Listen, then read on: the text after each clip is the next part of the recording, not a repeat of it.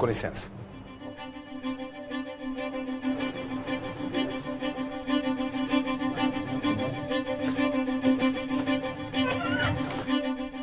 Bom dia, bispo. Como é que vai? Bem? Tudo bem? Pronto para abrir o coração? Ótimo. Estou absolutamente aberto. 2 encontros. No começo de março de 2015. Faltam 20 para meio-dia. Vamos até 1 hora então, né? Tá bom. Vamos lá então. Entre uma conversa e outra, o espaço de uma semana. Bispo Edir Macedo, esse é o nosso primeiro encontro. Como é que o senhor se sente para essa entrevista? Me sinto perfeitamente livre. No dia 24 de maio de 1992, Edir Macedo Bezerra foi preso depois de pregar em um culto de sua igreja no templo do bairro de Santo Amaro. Foi acusado de charlatanismo, estelionato e curandeirismo. Edir Macedo ficou 11 dias detido. Muitos apostaram que seria o fim de sua carreira religiosa, o declínio de seu império de igrejas e empresas de comunicação, a destruição de sua honorabilidade, a erosão de seu poder. Quase 2 décadas e meia depois, a Igreja Universal do Reino de Deus, que ele fundou e lidera, é uma das 5 instituições mais prestigiadas do Brasil, segundo pesquisa do Datafolha, na frente do Poder Judiciário e do Congresso Nacional. Os livros que narram sua trajetória são hoje um grande sucesso editorial internacional. A história do bispo vai ser retratada em um longa-metragem, a ser lançado no final de 2016. A quem o senhor incomoda?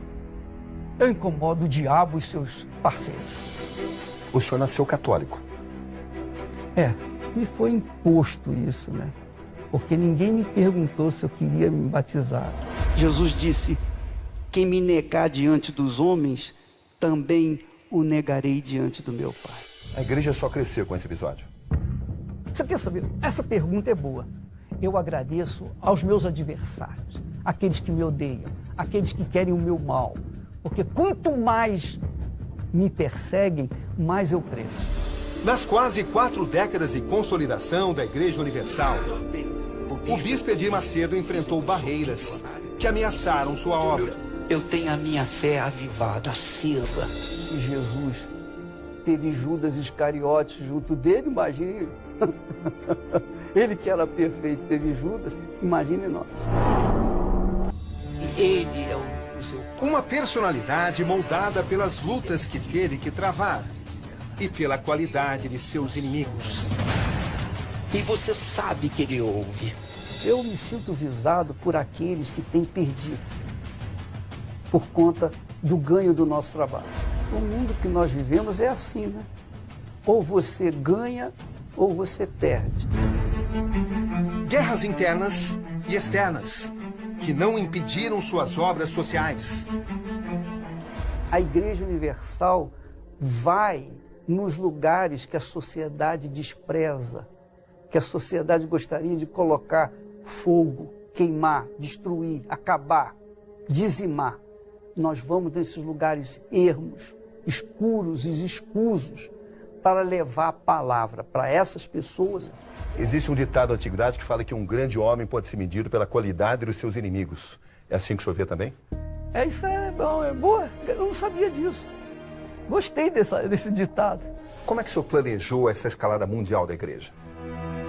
Não, eu não planejei nada. Eu não planejei a escalada mundial. E como é que aconteceu? Ela aconteceu pela necessidade inerente à humanidade.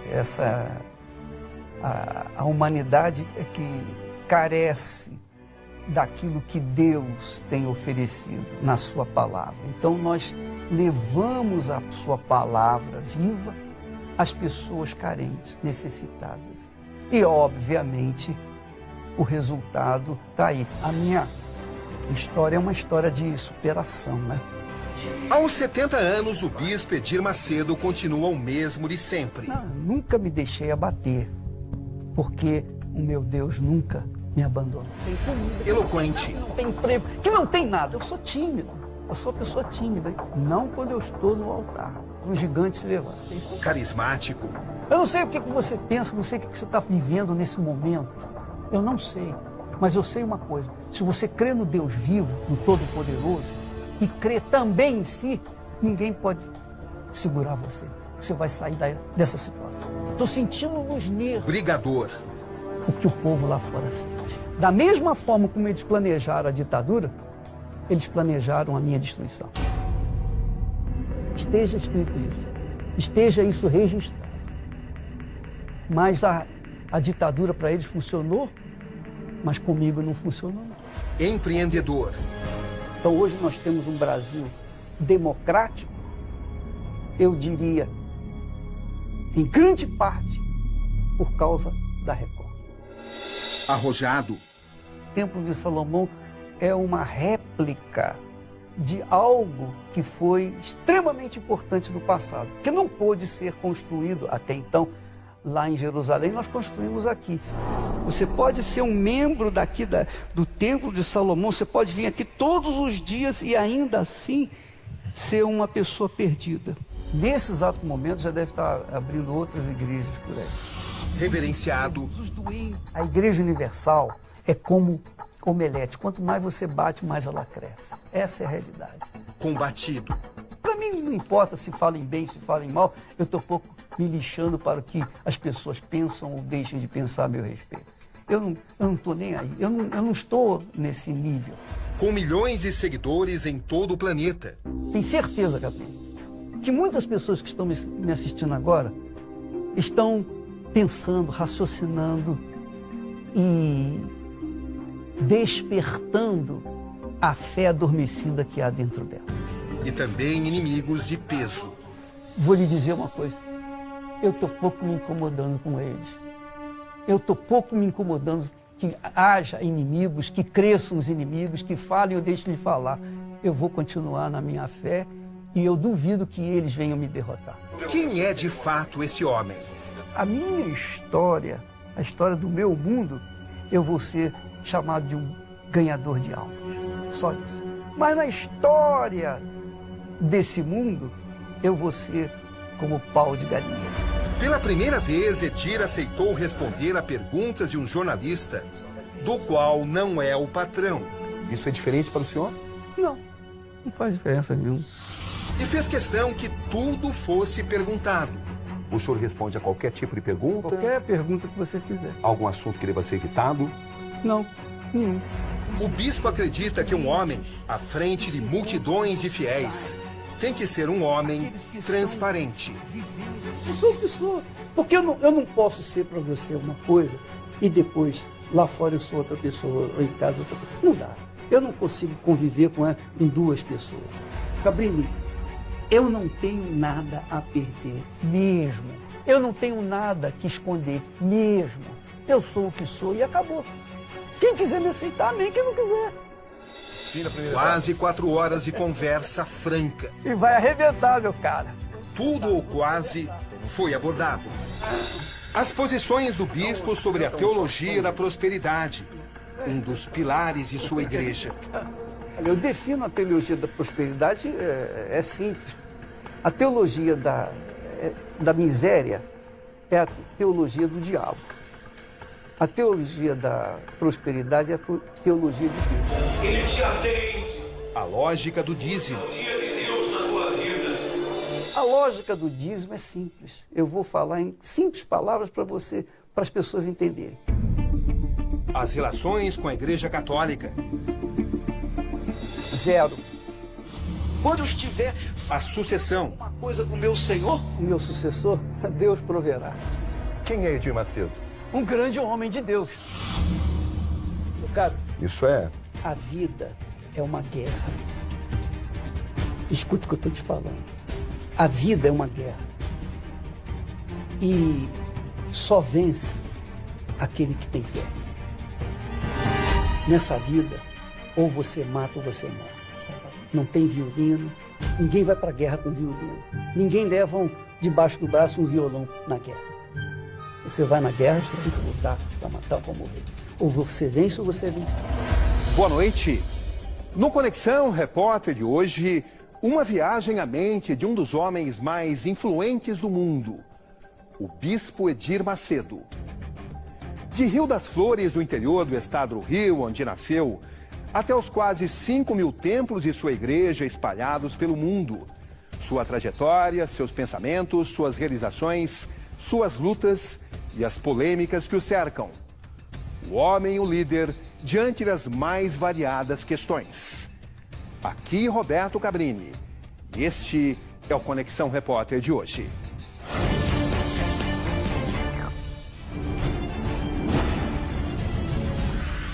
Minha fé me deu uma família magnífica. Pode-se, é claro, discordar de Edir Macedo, mas é impossível ignorar sua obra e sua influência na vida de seres humanos espalhados por todo o mundo.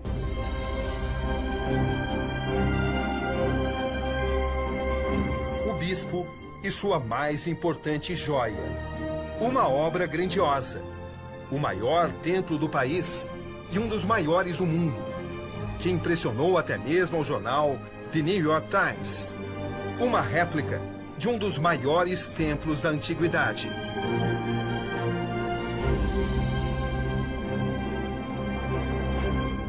Estamos no bairro do Brás, zona leste de São Paulo.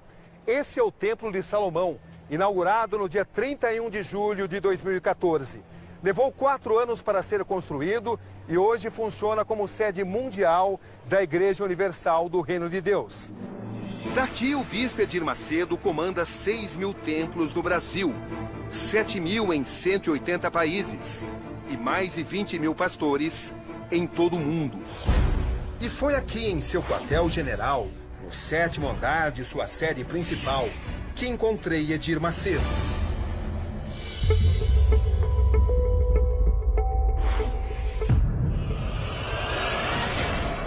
Vamos começar então pela sua essência. O senhor acredita em Deus?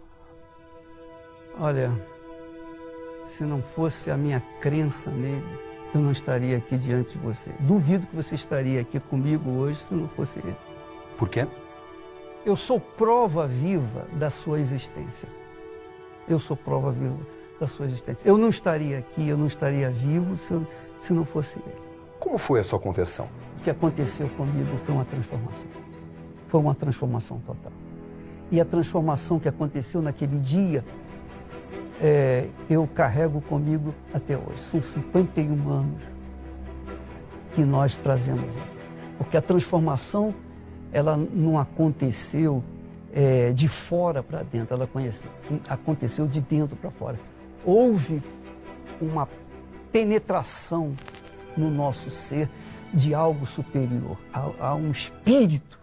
O Espírito do Altíssimo penetrou dentro de mim. Você vai ter uma formação de fé.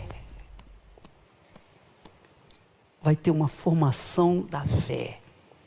A formação que vai te dar a vida. A Bíblia forma uma pessoa de fé, ela forma uma vida, um caráter de acordo com Deus e faz daquela pessoa uma criatura vencedora. Então, foi isso que aconteceu comigo. O senhor é um dos maiores líderes religiosos do planeta.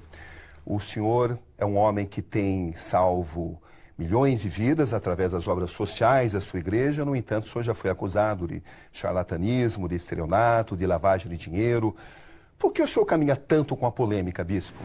Bom, eu não sou líder religioso. O senhor não se vê dessa forma? Não, de forma nenhuma. O senhor fundou uma das maiores igrejas do planeta? Não, eu não fundei igreja, eu fundei uma escola. Eu fundei uma universidade que ensina a vida, que ensina os caminhos da vida, os caminhos da salvação, os caminhos da eternidade.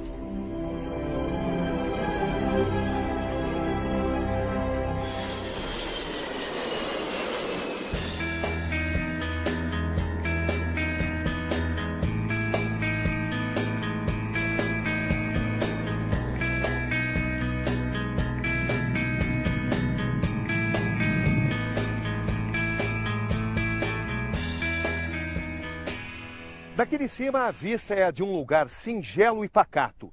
Estamos em Rio das Flores, cidade de apenas 8.000 habitantes, na região serrana do estado do Rio.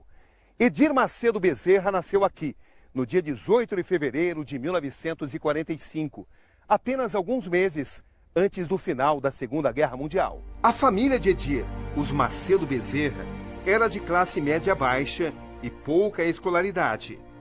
Papai era lagoano, papai era um homem de guerra. Ele nasceu na guerra, viveu na guerra e morreu na guerra. Então, ele passou isso para a gente. Nós herdamos aquela cultura dura que o papai vivenciou na sua vida. Era um homem rigoroso. Rigorosíssimo. Disciplinador. Disciplinador. Estão até hoje em Rio das Flores parentes de Edir Macedo, como seus primos, Dona Selma e seu Moacir. Que era cooperativa. Muito mato e apenas parte da fachada. Aqui nesse lugar, hoje abandonado de Rio das Flores, funcionava a cooperativa de leite onde Francisco Bezerra, o pai de Edir, trabalhava na época em que ele nasceu. Aqui nessa casa simples que fica ao lado de onde funcionava a cooperativa de leite de Rio das Flores, Edir Macedo viveu os primeiros anos de sua vida, época em que todos o conheciam como Didi. O Didi foi criado entre 6 irmãos, e teve sempre o melhor que os nossos pais puderam nos dar. Nunca faltou nada, nunca passamos necessidade, mas nós tivemos que trabalhar, lutar desde pequeno. O pai, Henrique Francisco Bezerra, era um pequeno comerciante de muitos altos e baixos. Ele também abriu um armazém, que ficava aqui nesta praça, ao lado de onde hoje funciona uma farmácia. Não deu certo, e a família foi parar em uma fazenda de café.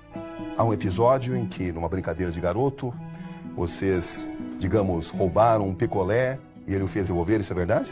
É verdade. Como foi isso? Nós estivemos numa garotada, se junta, você sabe como é que é. Ali é algo que não se pode esperar boa coisa. E na hora houve uma chance, nós pegamos o picolé e saímos.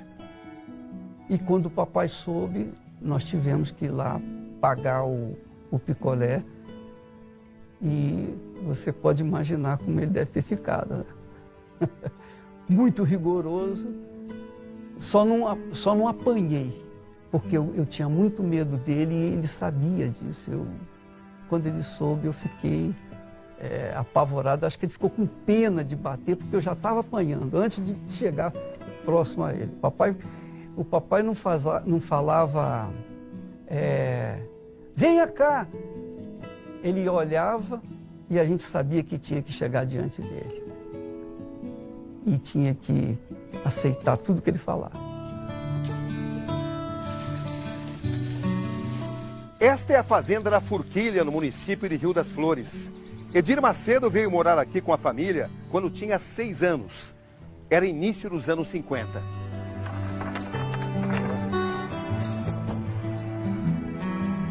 A fazenda representava o auge das propriedades da região, o ciclo do café. Tudo girava em torno dele. Hoje só sobraram velhas engrenagens, enferrujadas no galpão, onde os grãos eram processados e estocados. O pai de Edir trabalhava na contabilidade da fazenda, cuja casa grande chamava a atenção de todos. Esta é a sede da fazenda da Forquilha, onde o pai de Edir Macedo era empregado. Vir até aqui, eventualmente, era o máximo que o menino tinha acesso a riquezas na época. Uma casa de construção requintada, de estilo francês, móveis e detalhes sofisticados. A capela e a escada de madeira importada resistem ao tempo, em meio a morcegos. O café, que trouxe a prosperidade, hoje é apenas parte do passado. Foi substituído pelo gado. Era o final de uma época de esplendor. A gente começava a pular o ribeirão lá de cima. Começava a pular lá de cima. Vinha pulando, para ver qual caía dentro d'água primeiro. E descia pulando. Não aqui, logicamente, que aqui não dá para pular. A gente descia até lá na igreja, que é longe daqui lá. Para ver quem caía primeiro e dar quantas vezes a pessoa caía dentro d'água. Quem Era estava uma turma. estava junto? Era eu, Tatá, que é meu irmão, o Jerônimo, que mora no Rio, no Botafogo, o Didi, o Heraldo. Era uma turma, e mais uns amigos nossos daqui.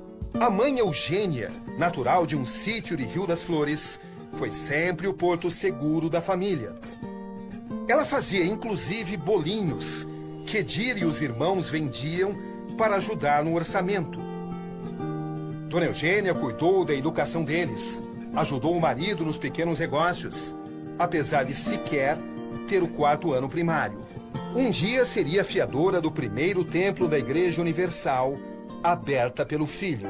Mamãe era mamãe. Sabe, mãe é mãe. Antigamente, mãe era mãe. Hoje, mãe, eu não sei se é mãe. Mas antigamente, mãe era mãe. A mãe de Edir teve 33 gestações, sofreu 16 abortos e perdeu 10 filhos prematuros. 7 sobreviveram. Eu me lembro que ela sempre foi a favor dos filhos, era Deus no céu e os filhos na terra. Um menino tímido na escola, às voltas com seus complexos. As minhas mãos são defeituosas. Aliás, o corpo todo é defeituoso. É todo defeituoso. Eu fui mal fabricado, mas não foi por causa de Deus. O senhor sofreu muito com isso? Olha, eu sofri internamente, intimamente, por conta da rejeição na escola e você sabe, a gente sempre fica inferior aos perfeitos, fisicamente. Sempre vai ficar. Qualquer pessoa que tem um defeito fica inferiorizado àqueles que são perfeitos. O 4º filho da família Marcelo Bezerra nasceu com deficiência genética, herdada da avó materna. Seus indicadores são finos. Os polegares um pouco maiores praticamente não se movem. O senhor tem uma limitação nas mãos? Não tenho limitação nenhuma, absolutamente. Mas houve aquele complexo de inferioridade, houve aquela fraqueza. Então eu já nasci fraco no meu interior. E foi quando nós tivemos essa experiência com Deus, com o Deus vivo, através da fé no Senhor Jesus, que desmoronou aquele monstro que eu trazia dentro do peito. Como era esse monstro? Esse monstro era uma pessoa carente, uma pessoa complexada, uma pessoa inferiorizada pelas circunstâncias. Então você pode imaginar carregar esse peso dentro da sua mente 24 horas por dia. Então entre os nossos colegas nós tínhamos os nossos apelidos, né? Dedinho para lá. E tinha certas limitações naqueles momentos em que eu me acreditava que era inferiorizado. Qual foi o dia que o senhor mais sofreu? Todos os dias a gente sofria porque carregava o complexo. Algumas experiências dessa época o marcariam para sempre. O senhor nasceu católico? Me foi imposto isso, né? Porque ninguém me perguntou se eu queria me batizar. Eu fui batizado porque era a tradição, não porque eu aceitasse. Fez catecismo? Primeira comunhão? Cheguei e fiz catecismo, sim. Mas também não porque queria, por imposição da escola. Uma adolescência de encontros e desencontros. Rebeldia, incertezas, desilusões. Como é que o senhor se sentia dentro da Igreja Católica naquela época? Eu não sentia revolta, porque a gente foi criado naquela cultura. Eu só me lembro de ter me revoltado, e foi o meu brado de independência, quando, na idade de 16 anos mais ou menos, a minha irmã estava com um problema grave de bronquite asmática e às vezes ela ficava no inverno quase sem respirar, passava noites em claro, etc. E nós sofríamos muito por causa disso. E nós fomos à Igreja Católica num dia da Semana Santa, quando eles punham a imagem do Cristo morto e velas acesas e flores, como se fosse um defunto. Então me veio a cabeça, me veio a mente, me veio a inteligência. Espera lá, como é que pode? Eu não sei se eu choro por ele ou se eu choro por mim, pela minha irmã. Quem está em pior situação, ele ou eu? Eu falei, nunca mais na minha vida eu entro num lugar como este. Nunca mais. E dito e feito, nunca mais voltei.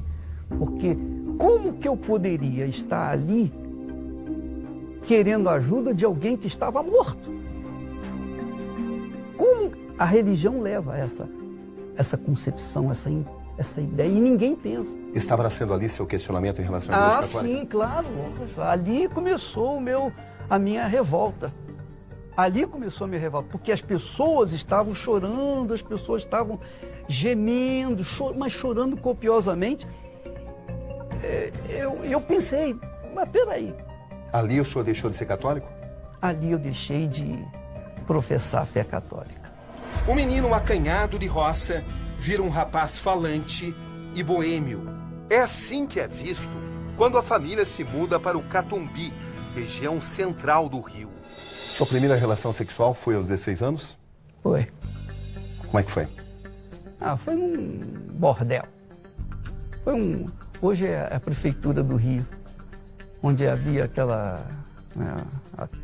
ali havia uma zona, e nós fomos lá a primeira vez. Aprender o que é o sexo. Foi bom? Olha, eu não passaria isso para os meus filhos. Eu não transferiria essa experiência para os meus filhos. Mas era um outro dia naquela época? Era um outro dia, exatamente. Naquela época foi bom. Hoje eu me arrependeria. Muitas namoradas? Assim, tivemos muitos casos amorosos, assim. Porque... O que o senhor está se lembrando nesse momento? Porque é a consequência, que veio à mente? né? Não, é que é a consequência da vida, né? O defeito físico não impediu que a gente tivesse os nossos sucessos. Durante mais de uma década, Edir trabalha como servidor público, funcionário da Loterge, a loteria do estado do Rio. Eu comecei trabalhando como mensageiro. E 16 anos depois, eu era chefe da tesouraria. Um cargo de confiança, um cargo de responsabilidade. De pacato funcionário público, a líder de uma das maiores igrejas do mundo. Elci, irmã de Edir Macedo, foi a primeira da família a se converter evangélica. Ela ouviu no rádio sobre um bispo da igreja pentecostal de Nova Vida. Elci atribuiu a cura de uma asma severa à nova fé, o que despertou a atenção do jovem Edir. E ela colocou a mão no rádio e recebeu a graça. E a partir dali ela começou a frequentar a ABI, a Associação Brasileira de Imprensa, onde ele fazia reuniões lá às quartas e domingos. E eu participava dessa reunião. Que idade o senhor tinha? Eu tinha 18 para 19 anos. E a partir dali nós fomos entendendo, tomando conhecimento da palavra de Deus, da Bíblia, até que um dia eu tomei a decisão, um ano depois de ouvir, de entender, enfim. Nós, então, decidimos nos render àquilo que nós chamamos a fé. Abraçar a fé. Quando eu falo abraçar a fé, abraçar o Senhor Jesus. O que aconteceu dentro do senhor? O que aconteceu comigo foi uma transformação. foi uma transformação total. E a transformação que aconteceu naquele dia, eu carrego comigo até hoje. Sua vida agora tomava uma direção que jamais tinha imaginado. Nesse momento, já passava pela cabeça formar uma igreja? Não estava pensando em formar a igreja. Eu estava pensando em levar às outras pessoas aquilo que eu tinha. Como? Nos hospitais, nos presídios, nos lugares de erro, nas favelas. Falar que é o que eu não podia fazer enquanto eu estava na igreja. Enquanto eu estava na igreja, eu não tinha essa liberdade de falar aquilo que Deus tinha feito comigo. E foi na igreja Nova Vida que Edir conheceu Esther Eunice Rangel Bezerra, sua esposa e companheira de todos os momentos, por mais de 4 décadas. Eles se casaram depois de apenas 8 meses de namoro, em 18 de dezembro de 1971. Quando eu conheci a Esther, eu conheci a pessoa certa, eu conheci a pessoa dócil, a pessoa meiga, a pessoa carinhosa, a pessoa compreensiva, a pessoa que eu me apaixonei. Seu casamento alguma vez teve alguma crise? Não, nunca teve crise. Uma parceria inabalável? Inabalável. Veio a primeira filha, Cristiane, depois a segunda, Viviane, e por fim, Moisés, o filho adotivo do casal. E foi justamente o nascimento de um de seus 3 filhos que provocou um conflito interno, uma saraivada de questionamentos no jovem pastor, já então descontente, na Igreja Nova Vida. Antes de sair, eu fui ao bispo da igreja e eu queria ganhar almas. A partir daquele momento eu falei, não, eu não aceito ficar mais apenas como um espectador, apenas como um assistente. Viviane, a segunda filha, nasceu com fissura lábio-palatal, má formação congênita, conhecida como lábio leporino. Quando o médico me trouxe a criança, ela parecia mais um ratinho. O que o senhor pensou naquele instante? Eu disse, eu não quero isso. Eu não quero. Eu não quero isso. Não foi no sentido de rejeitá-la, mas prevendo o que ela viria a sofrer quando fosse mocinha. O que eu sofri quando era jovem, na escola, entre meus colegas, por causa da minha mão. Imagine uma menina que é muito mais vaidosa, ter uma marca bem na face. O senhor ficou deprimido? Não, eu não fiquei deprimido. O senhor questionou sua fé? Não questionei minha fé, muito pelo contrário. Quando eu vi, naquele primeiro momento, eu disse, eu não quero isso. Como se Deus estivesse colocando na minha mão e eu dizia, não, eu não quero. E então eu fui preparar a Esther para que ela pudesse ver a criança, porque até então ela não tinha visto a menina. E quando depois os médicos trouxeram a criança, que ela viu, ela chorou, ela ficou apavorada, ela ficou triste, ela ficou abatida, ela ficou, enfim, ela chorou muito, mas ela amou a criança imediatamente, ela abraçou a criança imediatamente. Naquele momento em que ela estava chorando copiosamente, eu estava na outra cama, me veio a revolta da fé. A revolta daquela situação. Edir ficou arrasado. Hoje ele revela que seus questionamentos estão diretamente ligados à decisão de fundar uma nova igreja. Mas naquele momento eu fechei o punho e dei murros na cama. Ela estava chorando, eu estava dando murros na cama. Eu dizia, agora, nesse momento, eu decido abandonar, com você ou sem você, a igreja. Porque agora eu estou sentindo na pele, na carne, estou sentindo nos nervos o que o povo lá fora sente. a dor de ver uma criança, uma filha, nascendo com um problema. Ali começou a Igreja Universal. E assim, ele deixou o funcionalismo público depois de 16 anos. Era agora pastor em tempo integral. Eu só senti uma coisa. Era o momento de decidir.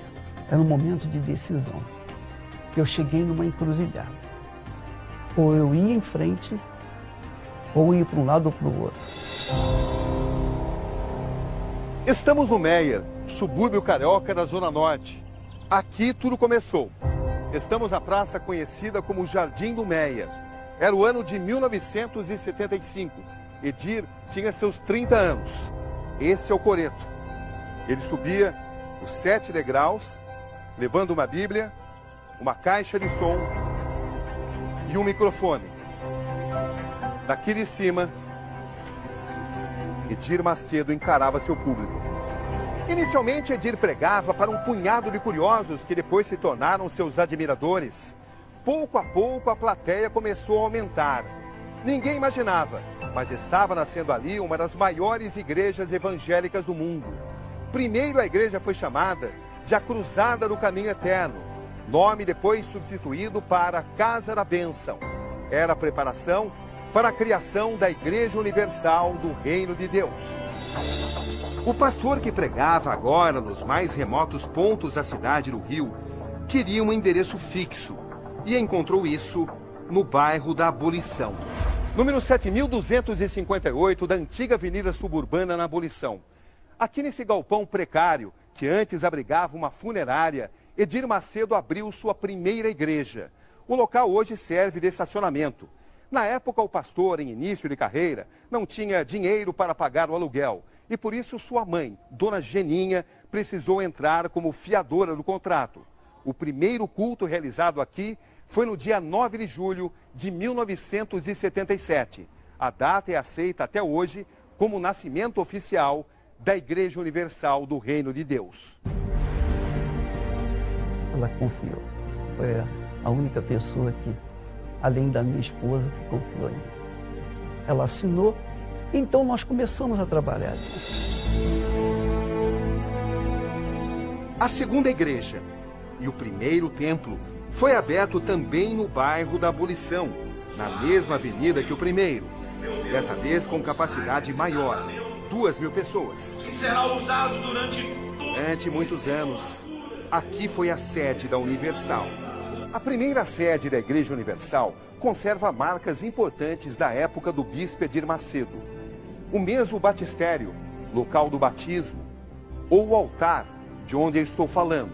Edir Macedo pregou aqui seguidamente durante pelo menos 8 anos, fazendo diariamente 3 reuniões. Eu fundei uma escola, eu fundei uma universidade que ensina a vida, que ensina os caminhos da vida, os caminhos da salvação, os caminhos da eternidade. Elevar o seu pensamento até o Senhor. Amém?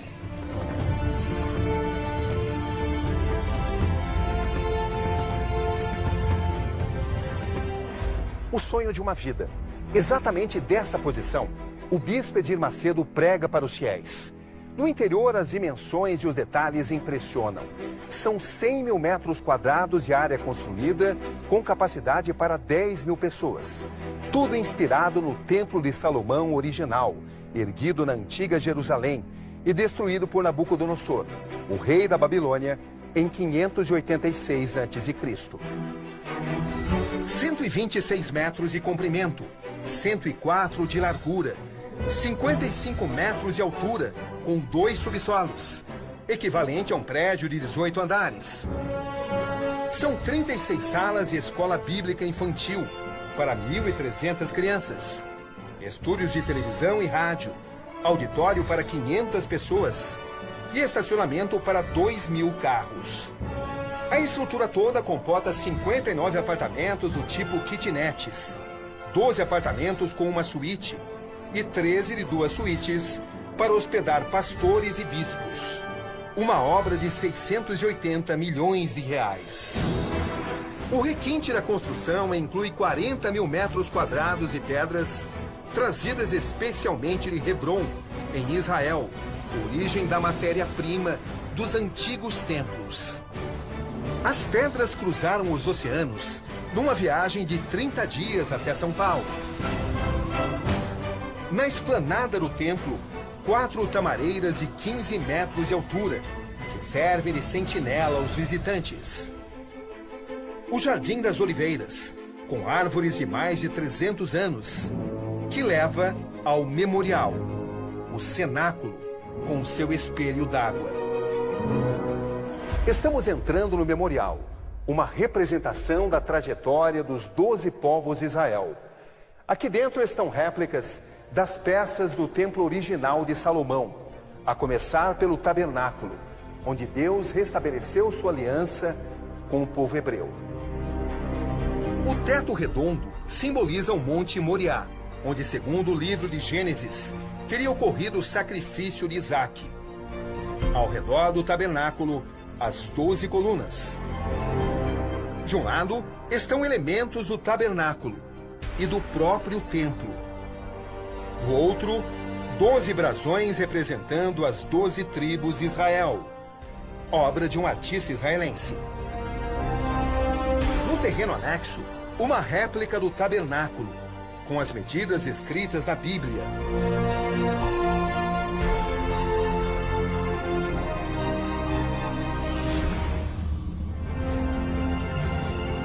O que o senhor sentiu quando o senhor inaugurou o templo? Eu senti um gozo na alma.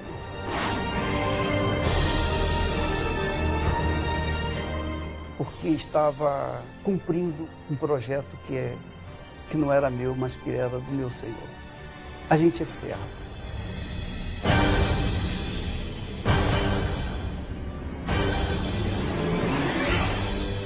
Ficou exatamente como o senhor queria? Ficou. Ficou melhor do que eu esperava. 11 dias que mudaram a vida de um homem. Acompanhe agora os detalhes da prisão do bispo Edir Macedo. 1992. Eram tempos de crise no governo Fernando Collor, com as denúncias de seu irmão Pedro, que culminaram em breve com o afastamento da presidência, o impeachment. Eram também os dias mais difíceis do bispo. Maio de 1992. Como foi o dia da sua prisão, bispo? Foi uma covardia sem palavras, ilimitada. Eu diria que foi uma patifaria da nossa justiça. Sua prisão, à 1h30 de uma tarde de maio daquele ano. Edir tinha então 47 anos. E exatamente 37 dias antes, tinha lotado o estádio do Maracanã, com fiéis fervorosos, em um culto histórico. O senhor sentia que algo assim podia acontecer? Não, eu nunca senti isso aí. Eu sabia que tinha problemas, que tinha... O senhor não imaginava que seria preso? Não, eu nunca pensei que pudesse ser preso, porque na minha cabeça não havia razão para ser preso. Não havia condenação. Não havia... Eu não tinha na minha cabeça alguma condenação. Edir Macedo, sua mulher Esther, a filha Viviane e uma amiga da família deixavam o culto da Universal em Santo Amaro. Sua BMW cortava a rua São Benedito quando foi interceptada por várias viaturas e mais de uma dezena de policiais de armas em punho. Edir Macedo recebia voz de prisão. Eu estava dirigindo o carro, eles pararam, me puxaram pelo paletó, me arrancaram do carro, estupidamente. Eu fiquei pasmo, eu fiquei patético, eu fiquei quase que imobilizado. Porque não apenas pela situação, mas o choque me colocou, parece que anestesiado, naquele momento, em dado momento. Até que eu fui jogado para dentro do camburão. Quando eles me colocaram no banco de trás do camburão, vieram 2 policiais, um do lado, outro do outro, a minha esquerda e a direita, e os 2 na frente, o motorista e mais... E eles saíram em disparada. não sei quantos quilômetros por hora. Esse é o local, Avenida Gastão Vidigal 307, bairro de Vila Leopoldina, zona oeste de São Paulo.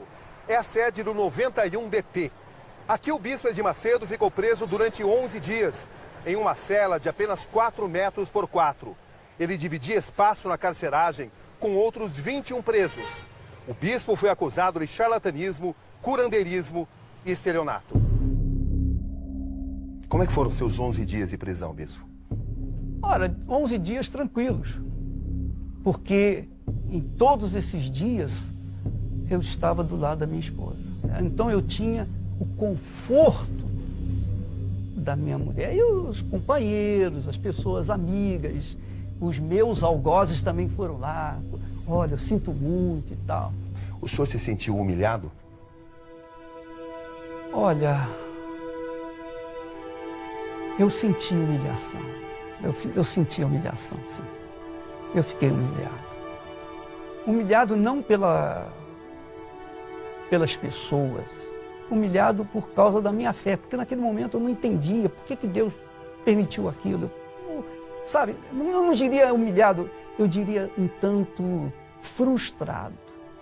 Como é que eu ia explicar para as pessoas essa situação? Mas aí Deus nos deu uma palavra mostrando que Paulo também, o apóstolo Paulo, foi preso, o apóstolo Pedro foi preso, Jesus foi preso, e que tudo isso faz parte da nossa guerra. A quem o senhor atribui a sua prisão? A minha prisão é uma composição da Igreja Católica, cabeça, e a Rede Globo, que é o corpo. Como é que o senhor acha que foi planejada a sua prisão?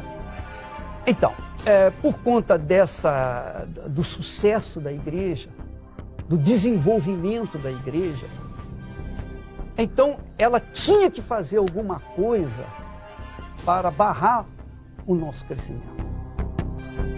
Então, unida com a Rede Globo, que tinha comunicação maior, então eles fizeram um par perfeito para tentar nos destruir. Como é que foi para um homem como o senhor ser acusado de charlatanismo? É simples. Eu não pude me defender. Eu esperei que a verdade viesse à tona. Então eu tenho respondido essa pergunta às pessoas com o trabalho que nós executamos em todo o mundo. Porque tudo bem, se eu sou um charlatão num país subdesenvolvido, tudo bem, a gente aceita. Se eu sou um charlatão num país miserável, injusto, todo mundo aceita. Mas eu não sou charlatão nos Estados Unidos. Eu não sou charlatão na Inglaterra. Eu não sou charlatão nos países de primeiro mundo. Por quê? Por que eu só sou charlatão num país subdesenvolvido? Essa acusação chegou a incomodá-lo? Não, claro que não. E a acusação de curandeirismo? A mesma coisa, curandeirismo. Eu não curo ninguém. Eu apenas anuncio aquilo que Jesus anunciava, falo o que Jesus falava. E se o milagre acontece, não é culpa minha. Isso se deve à fé das pessoas que acreditaram na palavra de Deus, não na minha palavra. Bispo Edir Macedo, como é que o senhor responde à crítica de que o senhor prioriza a arrecadação em detrimento da espiritualidade? Fazem essa crítica em relação ao senhor, sabe disso? Olha, eu dou graças a Deus porque fazem essa crítica, que nós pregamos a teologia da prosperidade. Por quê? Porque só os estúpidos pensam em teologia da miséria. Eu pergunto aos seus telespectadores, você gosta de miséria? Você queria viver na miséria? Você gosta de viver na miséria? Quem é que quer miséria? Você teria prazer em ver o seu filho com fome, sendo você uma pessoa de posse? Essa é a pergunta que eu faço aos pais. Então, como nós cremos num Deus tão grande, Criador dos céus e da terra, vamos admitir que haja um consenso, uma combinação dessa grandeza, dessa magnitude com a miséria. Conviver com ataques de adversários. se fortalecer na guerra. Esses, alguns dos principais lemas do bispo. Para mim não importa se falem bem, se falem mal, eu estou pouco me lixando para o que as pessoas pensam ou deixem de pensar a meu respeito. Eu não estou nem aí, eu não estou nesse nível, eu estou em outro nível, eu estou em outro mundo. Eu vivo não no mundo da lua, porque a lua é muito pobre, não tem nada. Eu vivo no mundo de Deus, que é um mundo de vida, um mundo de paz, um mundo de tranquilidade, um mundo que minha família e eu vivemos. Um mundo voltado para a fé. Como é que o senhor acha que é visto pela Igreja Católica? Eu acredito que seja o número um, o inimigo número um da Igreja Católica. Eu acredito que eu seja o número um da Igreja Católica. Por quê? Justamente pelo sucesso. Onde a Igreja Universal do Reino de Deus vai, onde vai uma pessoa da Igreja Universal do Reino de Deus com esse espírito que nós temos, ali começa um trabalho de sucesso, que é o que está acontecendo no mundo inteiro. Qual é a sua convivência hoje com a Igreja Católica sob a liderança do Papa Francisco? Zero. Não tenho nenhum contato com eles, e eles não têm nenhum contato conosco. Não sentamos na mesma mesa. Isso é definitivo? É definitivo. Nós não comungamos a mesma fé.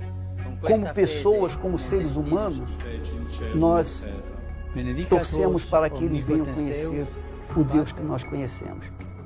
Mas como religiosos, respeitamos, mas não aceitamos aquela filosofia.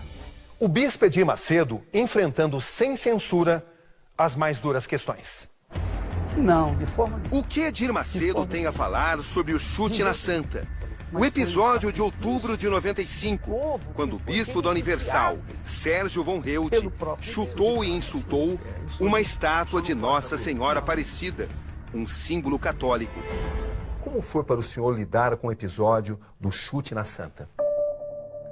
O chute na Santa foi, eu vou falar, não sei se vocês vão colocar. Vamos sim. É um chute no estômago, para não dizer num lugar mais baixo. Aquele chute foi a pior coisa que aconteceu dentro do trabalho da Igreja Universal. Por quê? Porque não é o nosso estilo agredir religião de ninguém.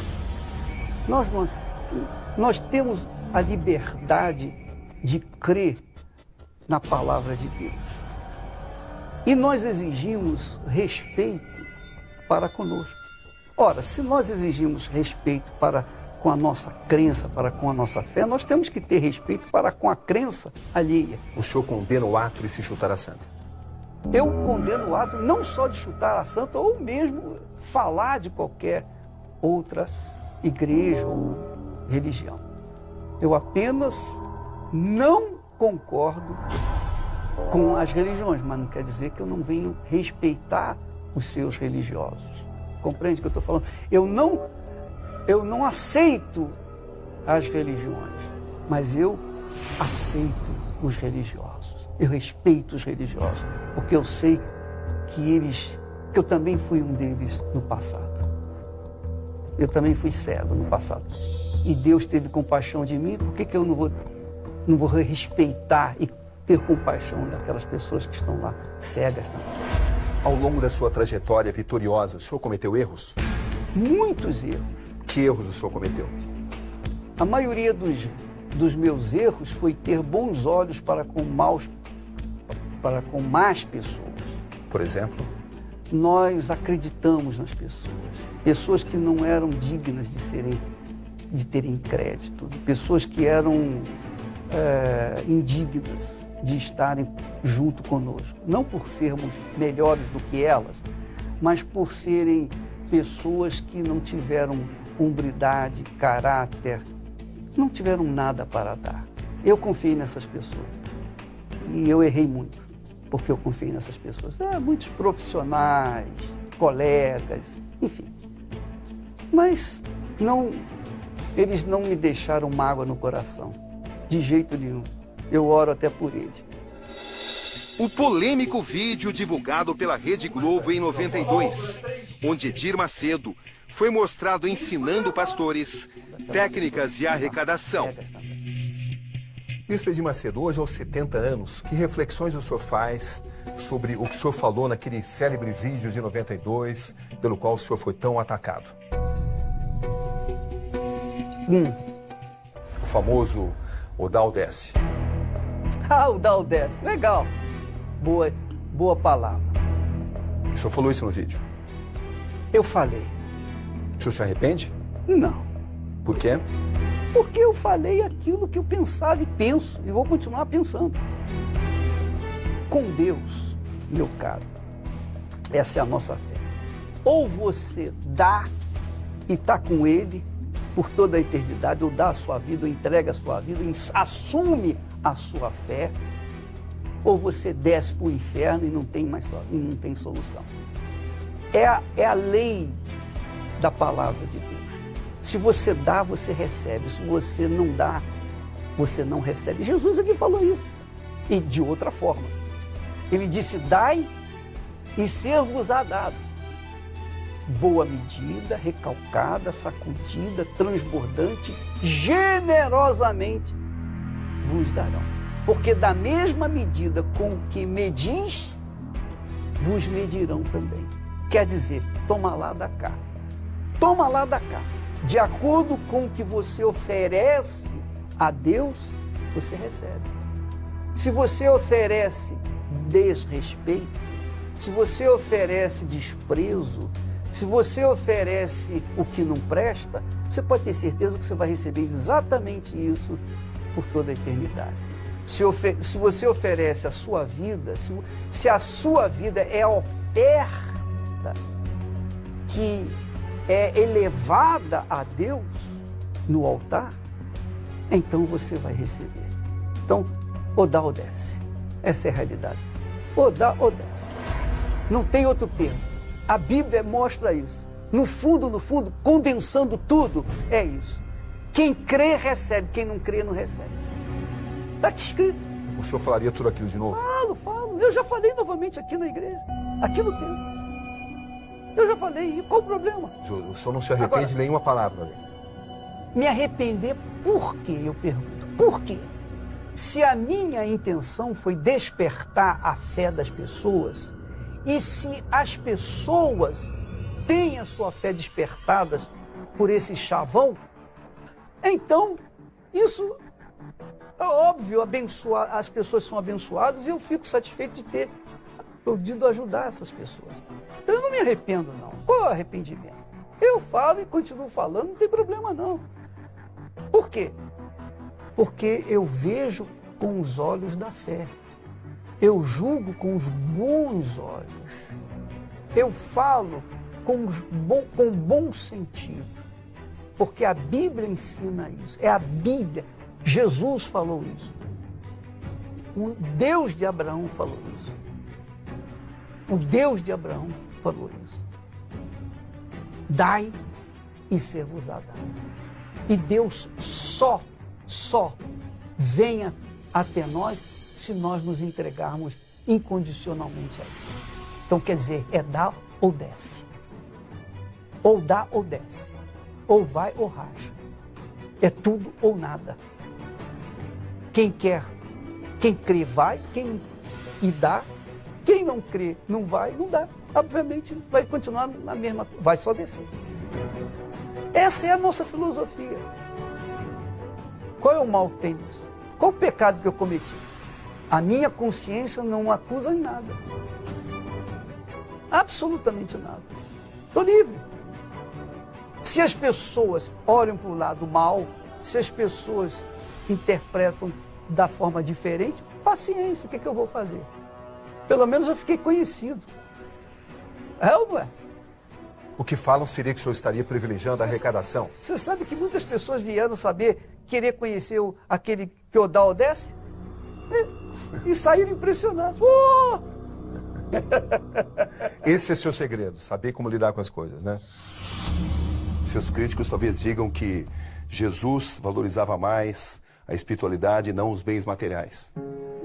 Nós não estamos tratando de bens materiais. Quando nós falamos dos aflitos, nós estamos falando dos famintos, dos que não têm educação, dos que não têm casa para morar, que não têm sequer um vaso sanitário dentro de casa, que não tem água potável, que não tem comida, que não tem nada, que não tem emprego, que não tem nada. Não tem escola, não tem médico, não tem ninguém por eles.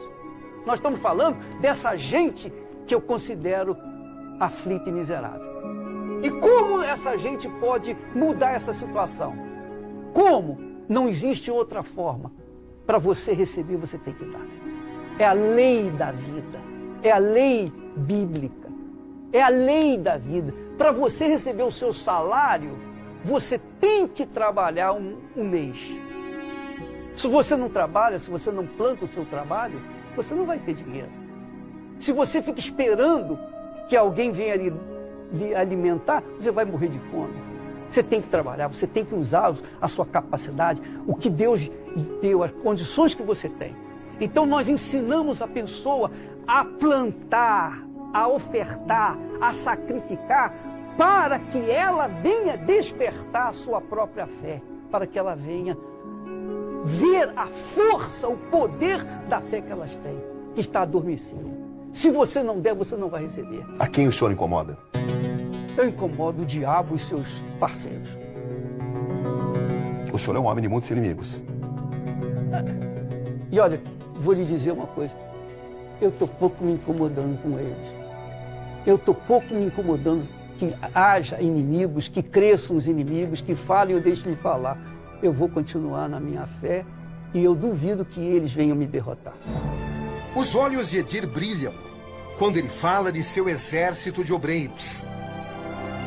Um exército responsável pela doação de roupa e comida a populações carentes, pela ajuda a orfanatos, hospitais e asilos. Nós temos uma turma de pastores chamados Anjos da Noite. Esses pastores, durante as madrugadas, não somente aqui, mas ao redor do mundo, eles vão às Cracolândias levar sopa, levar comida, agasalho para as pessoas viciadas. E sem fazer qualquer prédica, sem os chamar para a igreja, apenas oferecendo a mão amiga. Esse é o espírito da Universal. Dar. Ou dá ou desce. Quem dá, recebe. Quem não dá, fica a ver navios. Ou vai descer. Pelo apoio a populações marginalizadas ou as que vivem em locais remotos. E quando chega uma palavra que estimula, que acaba com os medos, as incertezas, então ele se levanta, ele se anima, ele se enche de esperança de que quando sair dali, a vida dele vai voltar melhor do que foi até então. As obras da Universal incluem projetos ousados, como o da Fazenda Nova Canaã, em Irecê, interior da Bahia. Nós temos mais de 600 crianças. Elas são buscadas nas suas casas, nos seus buracos, nos seus lugares ermos, difíceis até de se chegar. Nós as buscamos lá com o ônibus da igreja. Essas crianças vêm para essa fazenda e lá elas tomam banho, escovam os dentes, porque isso não tem na casa dela. Depois vão para o café da manhã, elas comem, elas fazem um tratamento dentário, elas têm um tratamento médico, elas têm a hora do almoço, têm a hora do lanche. E quando elas vão embora para suas casas, elas vão quase que chorando. Pessoas que não teriam perspectiva. Pessoas que não tinham perspectiva de nada, de zero. Quando elas vão para casa, quando elas vão pegar o ônibus de volta para suas casas, elas levam um saquinho com 4 pãezinhos. A fazenda, que tem 500 hectares, sustenta com seus produtos 700 crianças por dia. Elas estudam no próprio local, além de receberem assistência médica. Eu tenho orgulho de todo o trabalho da Igreja Universal, eu tenho orgulho do trabalho de todos os pastores, todos os que estão conosco. Aquele que faz o senhor se arrepiar. Todos eles. Não posso, seria injusto falar de um e não falar dos demais. Todos trabalham, todos cooperam para essa máquina de ganhar almas ter sucesso. Máquina de ganhar almas. Máquina de... Esse é o lema. Não, eu estou falando agora. A teologia da prosperidade, sempre apaixonadamente defendida pelo bispo. Jesus é que nos ensina a prosperidade. Jesus é que nos estimula a prosperidade. Jesus é que nos estimula a uma vida digna, uma vida justa, uma vida abundante. E isso é um direito de todos, não é direito apenas para um percentual pequeno da humanidade. O senhor defende recompensa ainda em vida e não a promessa apenas do paraíso. Recompensa. A nossa recompensa. Em vida. A recompensa mesmo é após a morte. Porque aqui nós temos um direito, não é uma recompensa. É um direito à vida. É um direito que você tem. É o seu direito. Então quem pensa há de convir que não é uma recompensa eu estar nesse mundo e ter uma vida melhor, de qualidade, se eu creio no Deus Todo-Poderoso. Eu tenho direito a isso. É uma questão de fé. Não é uma questão de filosofia, é uma questão de fé. Eu não posso crer num Deus tão grande e viver uma vida tão desgraçada.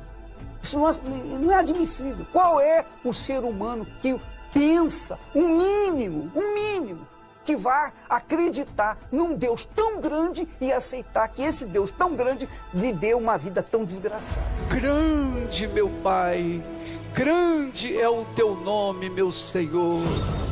A doutrina religiosa que defende que a bênção financeira é o desejo de Deus para os cristãos e que a fé, Em o nome do Senhor o Jesus, discurso positivo e as doações para os ministérios Fazê-lo rico. Porque quanto mais rico você for, mais a obra de Deus vai crescer. se reverterão em prosperidade para o próprio fiel. As religiões não ensinam a verdade. As religiões ensinam o que interessa para eles. E nós ensinamos a verdade. E que é essa verdade que liberta a pessoa. Eu fui liberto dessa teologia tacanha, estúpida, ignorante, de que a miséria vem de Deus. Ora, como que pode? Eu não sei se você tem filhos, eu não sei se você tem ou não tem. Eu tenho filhos. Como pai, eu quero o melhor para os meus filhos. Eu deixo de comer para dar para os meus filhos.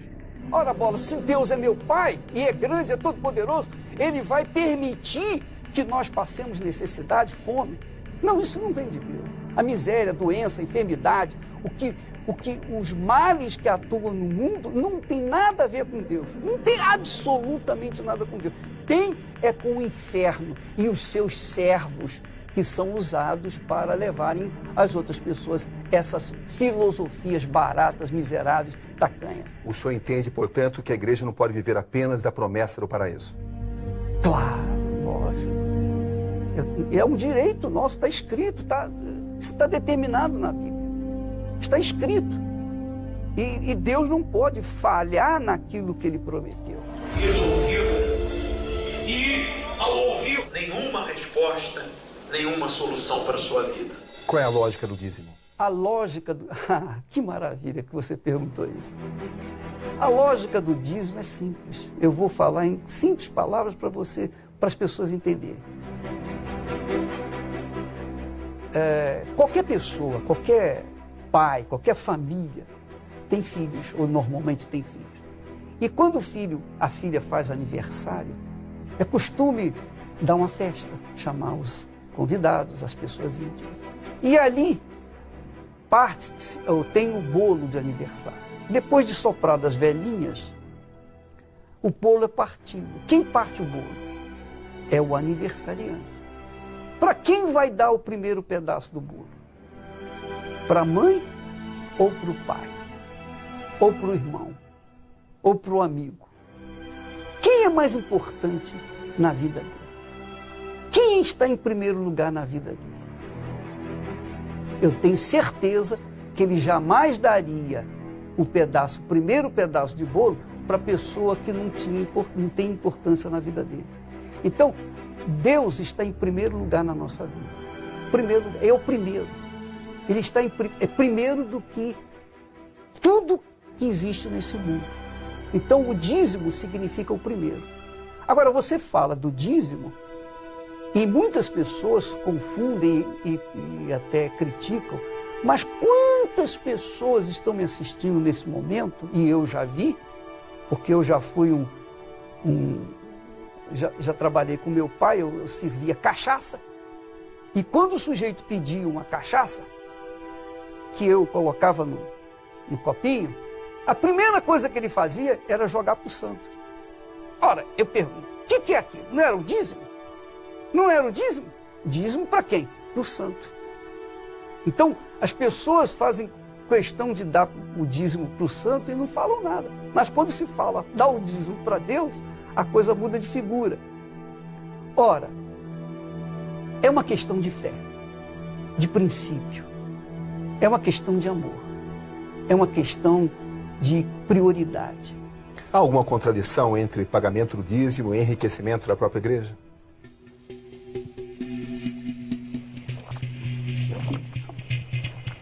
A riqueza da igreja não está nos dízimos, nas ofertas, nos seus templos, nada disso.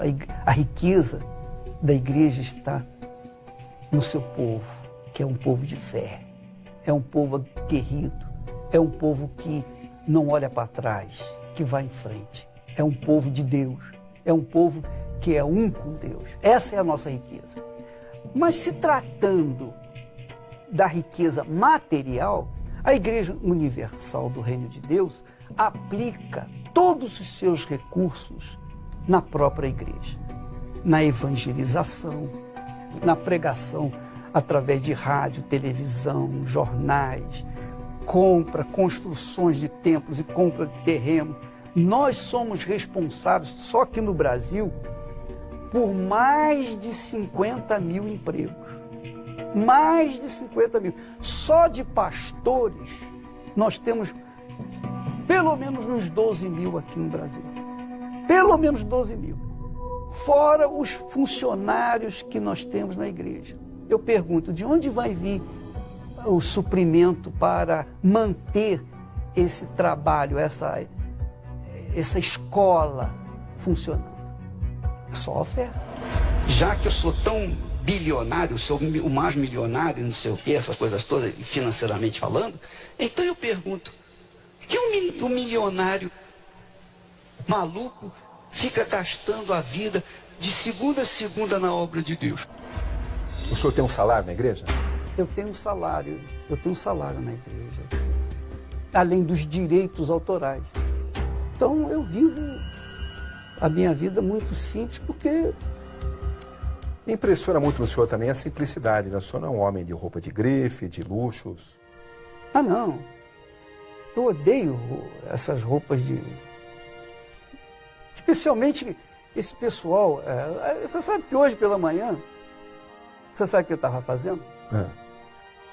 Eu peguei essa camiseta íntima, a camiseta interior, e eu fui colocar e incomodava. Me espetava o pescoço. Eu peguei, virei ao contrário, cortei aquela porcaria. Foi isso de manhã cedo. Tirei o selo que me coçava aqui e resolvi colocá-la do lado avesso, que aí não tem problema. Então esses nomes, essas grifes, para mim, não tem nenhum valor. Edir Macedo apoiou a expansão de sua igreja, a criação de um império de comunicações.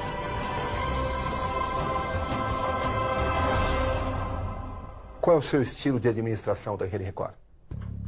Nós procuramos, eu não diria administração, mas o senhor participa de todas as decisões? Não. A Record ela tem vida própria, segue de acordo com a sua diretoria, seus conselheiros, etc. O senhor participou da vinda da Xuxa, por exemplo? Olha, eu fui perguntado se havia alguma objeção. Eu disse não. Se é bom para a Record, é bom para mim. Nossa filosofia é dar liberdade àquelas pessoas que nós confiamos. Nós confiamos. Nós temos bons olhos para com as pessoas que trabalham lá e essas pessoas têm atendido à necessidade da Record. Hoje a programação da Igreja Universal, ela fica de madrugada, né? Como é que o senhor vê essa estratégia? De madrugada porque durante o dia as pessoas não têm tempo para ficar olhando a nossa prédica, a nossa mensagem.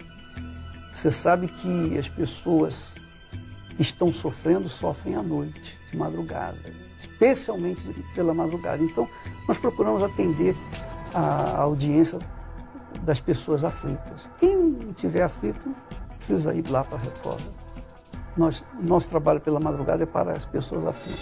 Se você crê, diga amém. Graças a Deus. Dos 15 minutos que ele comprava na Rádio Metropolitana no Rio, em 1978, até chegar à compra da Rede Record, que começou a se concretizar em 1989. O que significou para o senhor a compra da Rede Record? Tem um significado de muita dor, muito sacrifício. O preço foi muito alto para minha família, para mim, para a igreja. Foi um preço altíssimo.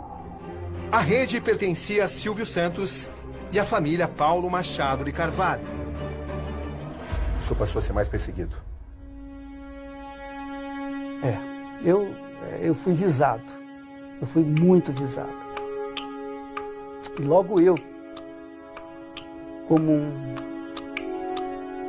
uma pessoa tão frágil.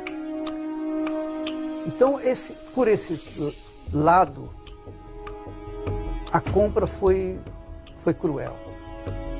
Mas pelo outro lado, que é mais compensador, que é o lado que nós pensamos, que nós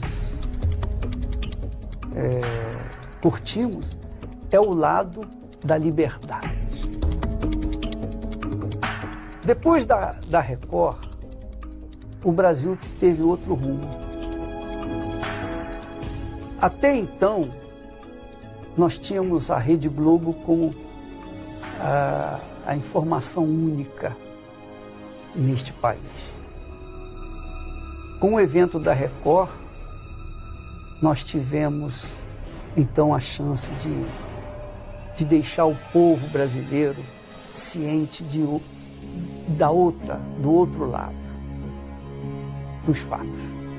A Record veio para assumir um nada a perder. Ou tudo ou nada, ou é ou não é. Ou Deus é conosco ou não é conosco. Se Ele é conosco, nós vamos partir, vamos colocar os fatos, a verdade no ar.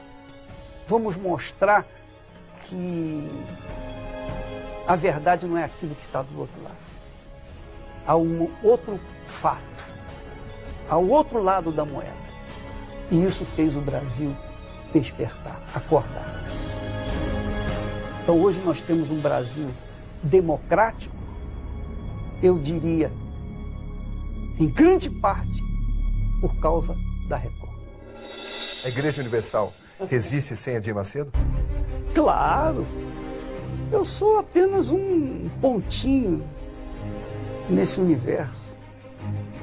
A Igreja Universal, se estivesse restrita à minha pessoa, ela não seria o que é hoje. A Igreja Universal, ela foi fundada, criada, inspirada pelo Espírito do Altíssimo. E Ele que conduz essa igreja. No momento certo, Ele coloca a pessoa certa e pronto. Gostem ou não, uma mente inquieta e uma igreja em expansão. Bispo Edir Macedo, qual vai ser o seu lugar na história? O meu lugar na história? Olha, você quer dizer a história do mundo ou a história do meu mundo? A história do líder de uma igreja mundial. Bom, a minha história, a história do meu mundo, eu vou ser chamado de um ganhador de almas. Só isso. Mas na história desse mundo, eu vou ser como pau de galinheiro. Só isso. Dois grandes comunicadores, Edir Macedo e Silvio Santos. Quais as semelhanças, quais as diferenças? Eu não tenho o sorriso dele, eu não tenho a gargalhada dele, eu não tenho o jeito dele, não. Ele é um excelente comunicador. E eu tenho a minha fé. Eu só sei passar fé. Para a gente encerrar essa entrevista, quando o senhor se olha no espelho, que tipo de ser humano o senhor vê, Bispo Edir Macedo? Não vejo lá grande coisa, não. Vou ver o quê? Não vejo a minha cara. A mesma cara. Eu sei o que você quer dizer, mas eu não me vejo uma pessoa dessa importância que você e as pessoas dão. Enfim, eu sou tímido. Eu sou uma pessoa tímida, então eu gosto de ficar no meu cantinho, sabe como é que é? Então eu vejo essa pessoa tímida 24 horas por dia. Não quando eu estou no altar. Aí a coisa muda de figura. Não quando eu estou falando da fé. Um gigante se levanta. É assim que nós entendemos. Existe um ditado da antiguidade que fala que um grande homem pode ser medido pela qualidade dos seus inimigos. É assim que o senhor vê também? Isso é bom, é boa. Eu não sabia disso. Gostei desse ditado. É assim que o senhor Então se vê? eu sou grande. Quem é Edir Macedo? Um grande homem de Deus. O grande homem de Deus que, conforme diz esse ditado aí. De tudo que eu perguntei para o senhor, teve alguma coisa que incomodou nessa primeira etapa da Maneira entrevista? nenhuma, rapaz. O senhor é um homem que fala sobre tudo, né?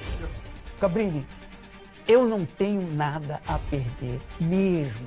Eu não tenho nada que esconder, mesmo. Eu sou o que sou e acabou. Em todos os dias nós temos nossos conflitos entre o coração e a razão.